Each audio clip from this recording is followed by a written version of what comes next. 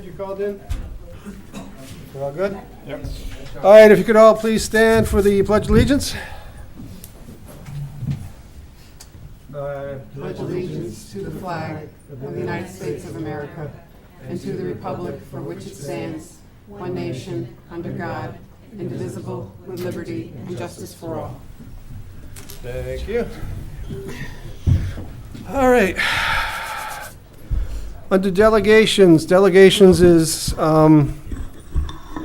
reserved for items that are on the agenda tonight. If there's anyone from the town that would like to come up and speak about anything that's on tonight's agenda, please come to the podium.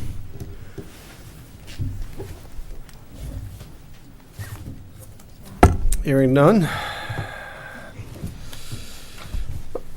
I'll close delegations and open up new business. New business, budget reviews. Somebody turned up this mic just for me. Can heard. Oh, yeah. Mr. Mumbles can be heard. First order of business is the budget for the town clerk. Town clerk 107. Our town clerk is here. Karen Galbo is our new town clerk, as you all know. Karen, what we're doing is, come on the podium, but this was set up for a DOT meeting.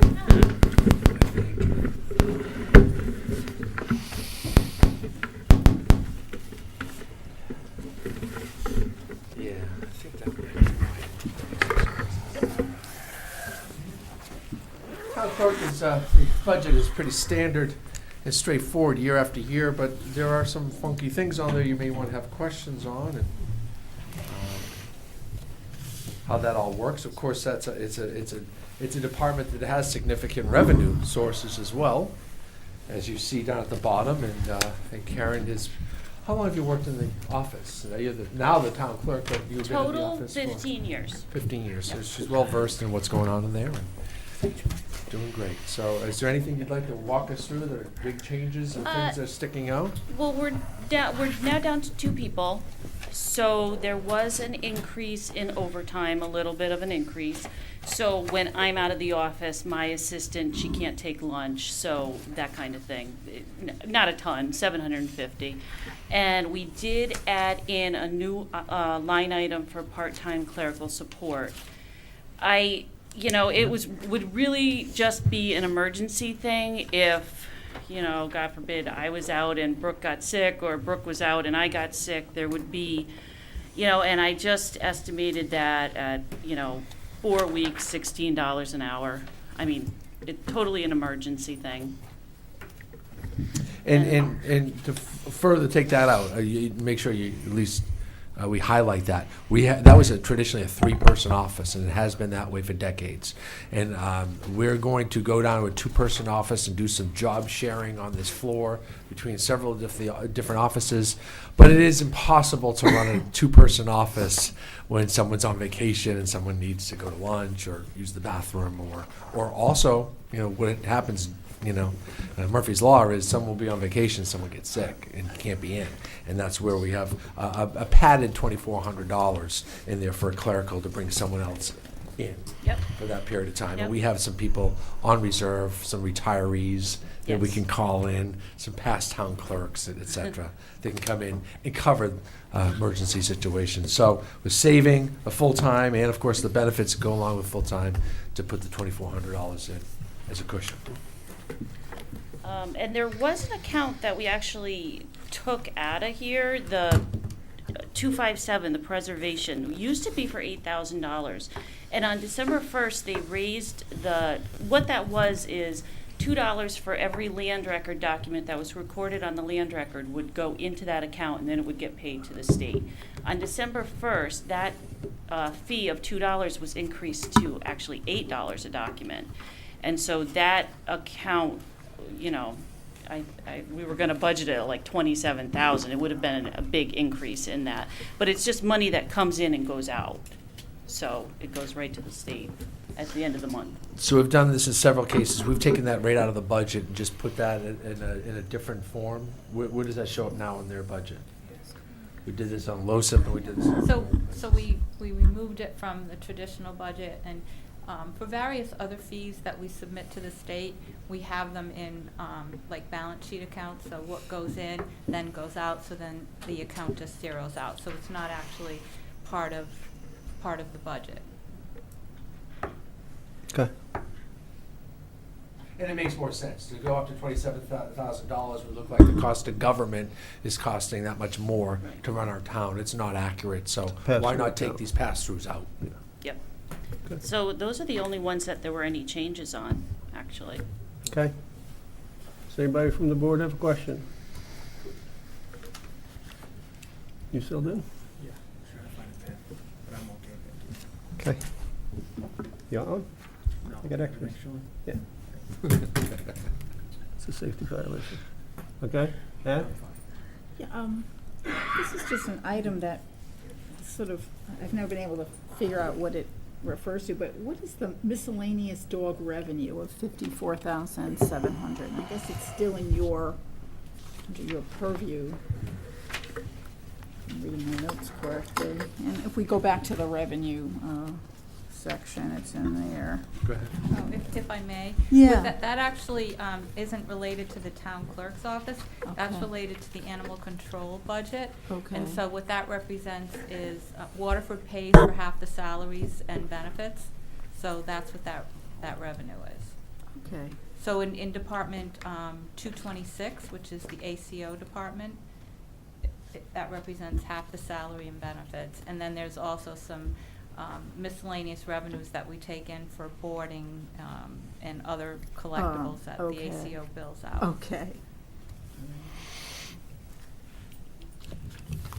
Is that it, or you have another one? That's it for me. Camille? Nothing. John? I'm good. Lisa? All set. My question was, as far as revenues for this year, are they going up over your projected revenues for this year? Are they pretty flat? Are they, I think we're over on conveyance tax, right? You know? Oh, in the current fiscal Yeah. year, yes. Yeah. And as far as, like our land record recordings, we are very much on track with last year's as far as that goes. We're actually about a week behind, which is pretty close to last year. We haven't started our dog selling yet for the year. That starts in June, so that's hard to tell. But, dog license selling? yeah. You don't sell dogs. That's right. Let's not start any rumors. Okay. If that's it? Thank you. You're welcome. 420, library.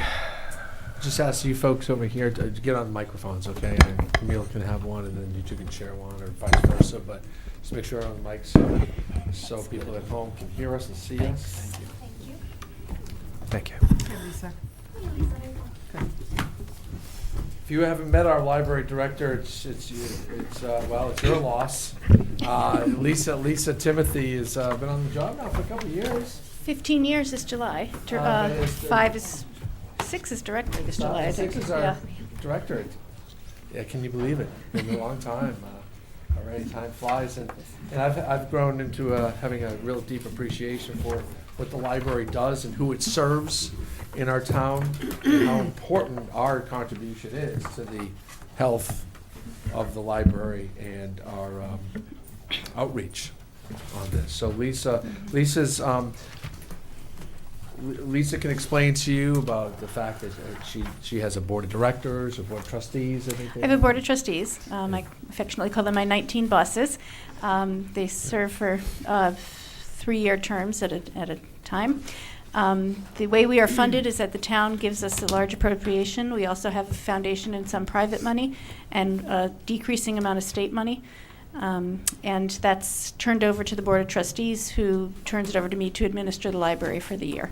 So we are not technically a town department, but we are heavily town funded, and I do attend department head meetings, but I do report to a Board of Trustees. So we are an independent agency. The reason I handed out the little red booklets is because in this day and age, it's hard to describe quickly what a public library does. From pages 4 to 12 in there, there's 8 pages of the services that we provide to the town of East Lyme. So when you have more time, you can take a look at that and see this is what we do during the course of a year. On a slow month, we serve about 8,000 patrons, and on a busy month, we serve 12,000 patrons at any given time. We have just finished a strategic planning process, which was funded by private money and by grants, trying to figure out how to make ourselves even more relevant to the town of East Lyme in the next 3 to 5 years. We received that report about 2 or 3 weeks ago, and I am in the process of mapping that out over the course of the next 3 to 5 years for the Board of Trustees at our annual meeting in July. That will look at comprehensive overhaul of our services and what we do. So we've been busy doing that. The budget that you have in front of you is essentially a flat budget. It does include any kind of contractual fees that we're obligated to do to fulfill this year, and it also includes a standard pay raise for the staff. The Board of Trustees did ask me to put another $10,000 into the materials budget because we have been cut significantly since fiscal year 15. That was taken out by the Board of Selectmen. We also have a $6,500 raise in fees from the Lyme Consortium this year, and the Board of Selectmen the first selectman originally did take that out. The Board of Selectmen did restore that at the meeting last month. That fee is important because it covers state services that we're no longer getting. When the state is facing difficulty, we get a double whammy at the library because we get hit when the town gets decreased. We also have direct service from the state library that's cut, and so our way around that and working with that has been to what's called regionalization, which libraries did about 40 years ago. We turned to our consortium, and the delivery system, the state delivery system, which is imploded, has now been replaced by something in the consortium, and we're back at 90% of our service with just that consortium fee. So we're able to buy less expensive books because we can get them from neighboring libraries, and that helps with the materials fee cut. So that $6,000 meant a lot to the library, and I just wanted to thank the Board of Selectmen for that, wherever they may be, because that does help. Was it 6,000 or 4,000 we added back? 6,000. It was 6? Okay. Yeah. Yeah, it's in the narrative. Yeah. It's in the revised form that you sent me. Okay. Most of the increase that I had originally asked for was not necessarily for new services. It was just because we did receive a $20,000 cut in November, and I anticipated having a lot less carry forward next year. We're worried about buying books and opening Sundays, though I think we're going to be okay. We've just been extra careful for the remainder of this year. So most of the increase that I asked for was because of that, not because of new services and new things. Any questions? Start from the other side, John. On page 4. Yep. Explain, there's 2 line items saying Lion data lease and Lion delivery. Yep. Those are the new items that I was talking about. Previously, the state of Connecticut had a delivery system between libraries where if you borrowed books, they would deliver them between the libraries. That service is pretty much imploded. It's down to 1 delivery a week, maybe 2. We were previously receiving anywhere from 15 to 30 bins a day of delivery of books that we were sharing back and forth, and that went away for a while. We're now back up to a reasonable amount just because the Lion Consortium that we belong to has replaced that delivery service. And so there's a new fee this year where we have to pay the $4,000 for that.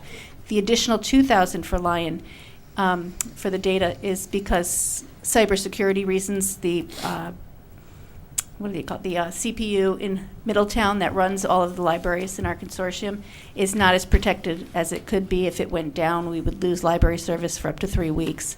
And so we're looking at increasing security around that a little bit more in the next year. So those are contractual obligations. We're going to have to pay those fees if we stay in line. Okay, one more question. Mm-hmm. On the initial page where it says the budget, it says 1,118, 1,183,64, 645. Okay, what page? It's are on, you right at the beginning. The very first page, yes, okay. One, 183,645. yep, Then you flip over to page 7, down at the bottom, it says, total library budget for 19, and it says $1,230,063. yes, the budget you have in front of you was submitted in December, is what I sent to Town Hall. The one with the 1183 is the revised one after the first two steps of the budget process. So it increased somewhat. No, it decreased. Page 7 is the original Oh, ask, right, okay, excuse me. Um, Says- Yeah, and we revised. okay, Okay, thank you. yep. Lisa?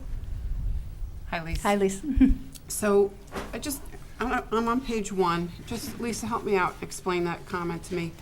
Board of Selectmen increased by 6,000 to restore line funding, which I understood what you said, when other budget savings became available to maintain a zero increase. I don't understand the That was zero. that was added by Town Hall. You'd have to check Right, with but- Anna. But this isn't a zero increase. It's a 3.02 increase. Help me out, Mark. What am I missing?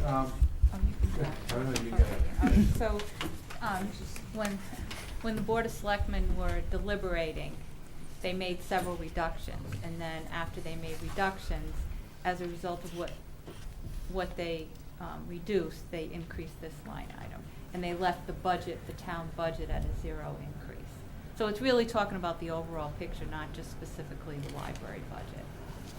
So the reason that the Board of Selectmen Oh, restored so the zero 6,000 increase number doesn't refer to the library, it Yes. refers to the town. Exactly. Well, that is worded very poorly. I'm sorry. It's all right. Little gentle, loving feedback. It might not be so gentle. Okay. But I'm sitting there looking at that Yeah, going, I what see the you're heck?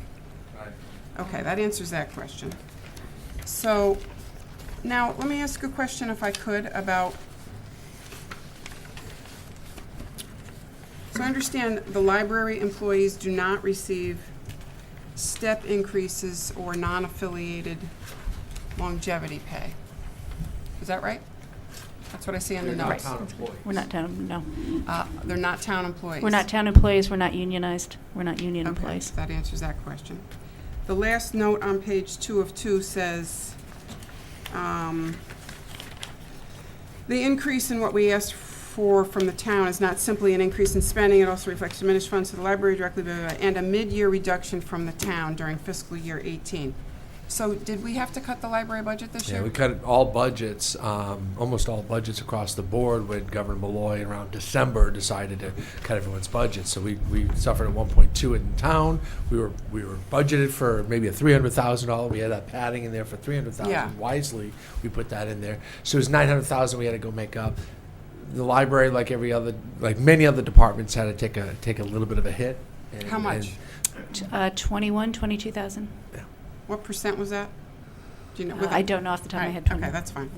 So last year's, so you had a reduction in available funding from December to the end of the year of 22,000. How'd you do with that? We, at this point, the health insurance that was estimated came in at a little bit less than we thought it would. We were told by, our health insurance is covered by Town Hall. We're given a number, and then we give it back to Town Hall. That estimate came in slightly lower, and same with the pension. And so that money has been able to hold us through. We've also been buying less books. So that's interesting. So I'm hearing health insurance went down, and yet, From their estimate. It didn't go down. It was just, at the time we made the budget, we're given an estimate from Town Hall. If I don't have an estimate, I use the number that I had from last year, which is what I plugged in, because I have no other number to use at that point. The cost of health insurance has been a bit lower, and so some of the money could be returned from there. Than the estimate. yeah, so I'm just poking at it. I'm just, So the we're all, estimate- everyone. The estimate that we provided to the library for the health insurance cost was actually, it actually ended up being less than what the original estimate Right. that we provided to them was. It would, the natural question would be, why would that estimate go down and the other ones go up? I mean, right, it's a natural question. No, any thoughts on that? Well, you know, like when we do the budget, if our insurance provider gives us a lower estimate, we'll make an adjustment to our number. And so perhaps I didn't carry that through to the library. So that's why the number they used for their budget would have been higher than what the actual costs ended up being. Their budget and department is much different than every other budget and department in town. It's much like the Board of Ed, in that we give them a lump sum. And really, we could cut out certain line items, but they can go ahead and change it with Yeah, their it board is of different. directors. So they may have been not updated with the latest update from the health insurance. I mean, we're making these assumptions in December, a full 6 or 7 months before the actual policy renews. Yeah. So things were always in play. We just didn't get the update as things were being. As we get closer to July, we get some more solid number. Okay. And I also wanted to point out page 5 that it's not just health insurance that we're spending less on books and materials. Page 5, you'll see the materials budget in fiscal year 15 was roughly 90,000, 93 for fiscal year 16, and it's 79 this year. So there's a $11,000 cut in what we have available to spend on books and materials. So I didn't want to give the impression that the entire cut was made up from health insurance. It's not. We're getting a lot less money for materials at the library, and we're buying less books. Right. So where is the bulk of the increase, the 3.02%? Where is that really coming from? I can tell you exactly, just a minute. The only items in the operating budget that are increasing are wages and the Social Security that goes with it, the Lion data lease and the Lion delivery. And again, I had requested a materials budget increase of $10,000, which had been cut. So really, the only thing that's increasing is wages and the Lion delivery fees. That comes to what's been here. Okay. Thank you, Lisa. You just said your material budget did not go up? And the amount of money that the town funds us for materials budget has gone down steadily over the past 3-4 years here that are But shown. this year, you're asking for, We did try to bump it back up. It was cut.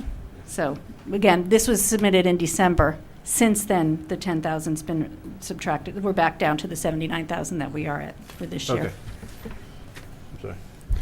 Camille? Hi, Lisa. Hi, Ann. Oh, no, Camille, I'm sorry. You're right behind. One second. So you're not employees of the town, No. but did I just hear you say that the health insurance for your employees are being paid by the town? We partner with the town because it's better for the town. It's a mutually beneficial partnership in that they have a larger pool of people that they're insuring. Is there any, you said you're part of this consortium for Mhm. library borrowing. Are there other services that they provide? They don't provide insurance, no. So, and is there any other type of group that maybe you could go out and get another bid on for health insurance? I don't know. It's always gone through the town, Board of Education. So it works the same way. If somebody at the library is ill, then the claim is made with the town's health care I believe that's the case, right? administrator? They're part of our pool, yes. They're part of our pool, but the library pays their fair share of the premiums relative to the employees that they have on staff. Just like water and sewer does as well. And what about the retirement line item, the expense line item for retirement? Are they part of Yes, the they same are. pension plan as the town employees? Yes, they are. So every year when we have the actuarial evaluation done and the census is updated, we specify which employees are the library's employees. So when the valuation is done, they show us how much the library has to pay their fair share. So we're basically picking up all of the employee benefits except for salary expense? Is that what I'm hearing? No, we don't Well, pay those benefits, do we? In some, well, they're part of, they're treated, in terms of being in the pool just like any other town or Board of Ed employee are. They're part of the pool, but they pay their share of the bill. So Okay. is taxpayer money contributing to the benefits? Well, to Health or pension? Well, to the extent Well, that. not through it's their the- budget. Through their budget. Okay. through their budget. Not through the town's budget, but through their budget. Okay. So the town would incur savings if the health insurance was less for the library employees. If it was the same cost but through a different program? Well, if, So my question is, if there's money left over from their budget at the end of the year, do they keep it, or does that get returned to us? well, what Lisa does in an accounting is they would subtract that from what they would ask for in a subsequent year. Exactly. And That she carries shows that forward on into the the pages. operating budget for the next year to be used. So how much were the savings from the health insurance last year that got carried forward this year? I don't have the exact number on me. It was less than 15,000 Less than 15. out of a $1.8 million budget. A very small percentage. Again, in other years, it's been less than 3,000. Who pays your paycheck? The paychecks are issued from the library. From a private foundation? No, from the library board of trustees. The library board has a treasurer, and the treasurer, assistant treasurer sign off on the paychecks. I don't mean to delve too much into this, but your actual paycheck that you receive is coming from the paychecks that every other town employee gets? So no, you have your own payroll? We run our own payroll. You run your own payroll? We run our own payroll. So you do everything outside of the town, other But than... we report those numbers to the town. We report that number to the Board of Trustees. 6 times a year, the full board gets a report of every penny. And once a month, the executive members of the board. Are there any savings that can be incurred by going onto the payroll of the town? I don't think so, because we still have to do our own invoices and whatnot.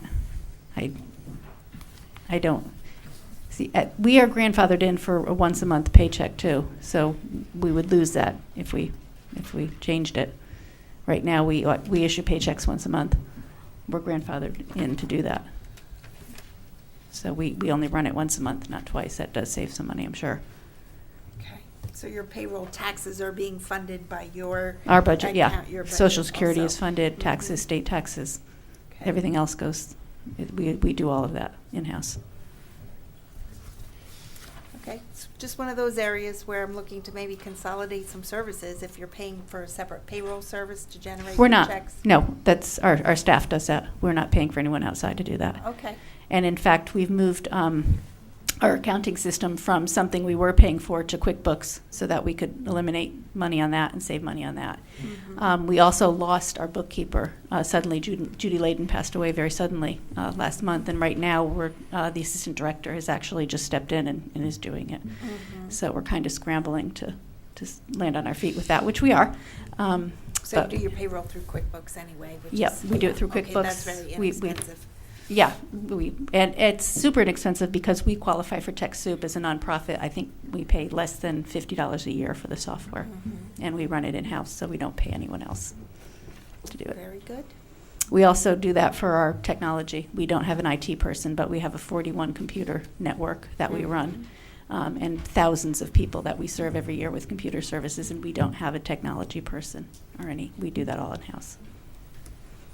So Very we'd good. like to keep, like, health insurance and things like that, because we're in competition to keep some really good employees Right. who save a lot of money in other ways. You know, people who could walk out and probably double their salary with the technology skills that they have.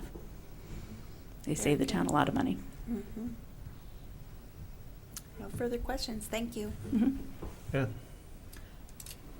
Hello, Lisa. Hi, Ann. Hi. Yeah, Ann. Thanks for all the services that the library provides. Thank you. Just a couple of quick questions. There's a reference to the state aid that Mhm. I guess you once received. Mhm. Could you elaborate? What was it? And is it gone forever, or have you been trying to research something that may substitute for it? The state library would have money that they could reimburse libraries for if we provide services to people from other towns. Because your library card entitles you to use any public library in the Mhm. state of Connecticut, people who come here from other towns, if we serve them, then we can get reimbursement. Likewise, if our residents go to another town, that library gets reimbursed for some of the Okay. services they provide. The state budget has done away with that lessened it over the past few years. We were told it was being completely eliminated during this year's fiscal budget, but with this going on in Hartford, we may be getting a small payment this year, but we were told not to expect it next year. So essentially, all state aid that we get has been is gone at this time, including most of the delivery service. We have a small amount of delivery left from them, but what used to be 5-day-a-week service is now down to 1 day a week, maybe. Okay, So. right. So we get very little from, we get support from the state library in terms of workshops, low-cost workshops and things like that, $10 registration for updating skills of our staff and whatnot, but we don't get any significant aid from them. So you're not looking to them as a source of? Not anymore. source for anything. 6 years ago when I was director, we got, a few thousand, a good chunk of money. We're not counting on having that at all. Okay. And there's an item, let's see, it's on it's sort of your page 11, I guess, under expenses, 69021, it's capital reserves. Could you explain that? Sure.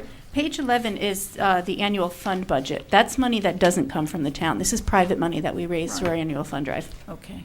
And what we have left, we put into capital reserves because the library very rarely asks for any capital costs from the town. The only thing we've asked for in the 15, 16 years I've been here is to have the reading room painted a few years ago. Other than that, we buy all our own furniture, we do all our own computers, we upgrade all our own computers, all the software, all the phone system, pretty much everything Wi-Fi. We take on those capital costs and we cover them ourselves. And we do that through the private money that we raise. We don't come to the town. I did submit in the budget 5 to 10 years out from now we might need a new carpet. The carpet is I 30 saw years that, old. yeah. So it's holding in there, but I can't promise it's going to hold another 10 years. So I've just sort of put that on the radar screen. Other than that, we cover all of our own capital costs. What happens, though, is in the past few years we've had to use more of that money for the book budget and the materials because the $20,000 less that we're getting from the town in those we're taking from that. We have less money to put aside for capital projects right now. So you're dipping into that? We're dipping into that to Okay. considering the books is part of the capital, which they're not. They're materials fees, but. Okay.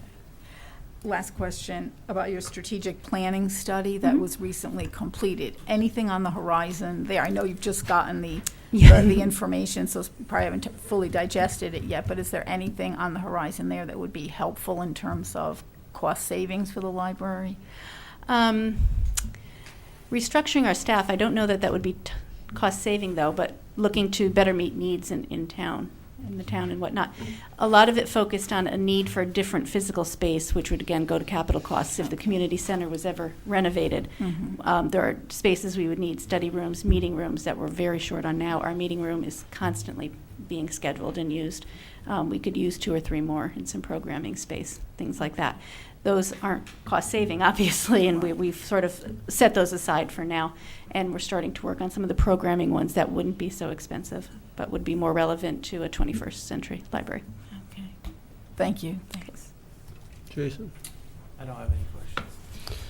So just so I understand, I think I understand, this budget that we would provide, the town would provide to you for $1,183,645, we would provide that to you, and then we're done. You don't come back to us if you have different accounts that are running over or under. No. You self-administer, you can do with this. You're just looking for us for this amount of money, and then how you allocate that is totally up to you. You don't have to allocate. It's not up to me. It's up to a board of trustees. Within the who- board of who trustees. Watch it every Right. month and So- report so to you it. don't- Also, it's all here. There isn't anything that's hidden from the town. That's how you came up with your estimate, but if you find during the course of the year you need to shift your funding to some other thing, that's within your Board of Trustees' right to reallocate funds. Yes, if they need to. We haven't ever had to. Our planning's been pretty Just- good. It's a pretty straightforward process. We Part of know the it. reason why I don't get into the details of the library's budget anymore is because I know that that's kind of how you build your estimate. Beyond that, how you spend your money is how you spend your money. It doesn't have to be consistent with this. It doesn't, it always has. I can't think of a time Okay. when we've done that, other than taking anything we have left over at the end of the year and considering that as revenue for the operating budget the next year. Every penny's accounted for. Okay. Thank you. Can I One ask- more question. Go ahead. So that's what I was just going to ask you, Lisa. Where do we see in this budget where you track the previous year's unspent funds that you got from the town? It is.